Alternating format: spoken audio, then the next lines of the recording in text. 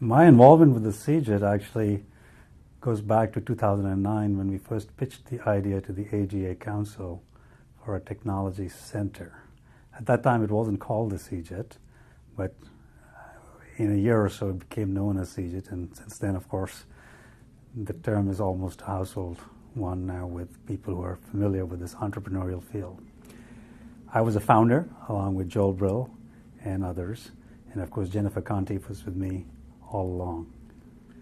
Oh, I have so many stories about CJIT. Many of them would qualify as my favorite, but to keep the discussion short, I think the first summit that we had was in Palo Alto because I was back there at Stanford. And here we were, a fledgling organization in the middle of Silicon Valley, trying to attract venture capitalists, entrepreneurs, strategics. And it was a terrific success. I think it was really welcomed because there was a void that we filled. And our first meeting filled us with so many positive feelings about what we could do and really raised the bar for the subsequent meetings and the work that the CJIT has done. I'm really proud to say that CJIT over the last 10 years has really fulfilled most, if not all, of those expectations and in many cases gone even beyond. So like I said, we were a fledgling organization back then. Perhaps at that time we were a little naive in terms of how much of the world we could change. And we did change some of the world for sure. We certainly transformed how people thought about the GI specialty. Until that point, gastroenterology was considered to be somewhat of a risk-averse specialty where innovation was much harder to foster.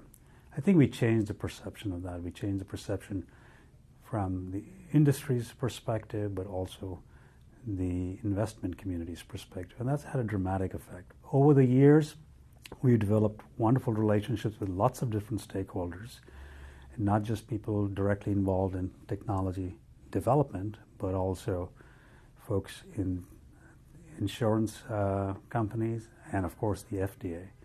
We had a very, very productive and useful relationship with the FDA from the beginning, and actually worked together on several initiatives, many of which have, had a long-lasting impact and actually laid out the groundwork to facilitate the introduction of new technology in the future.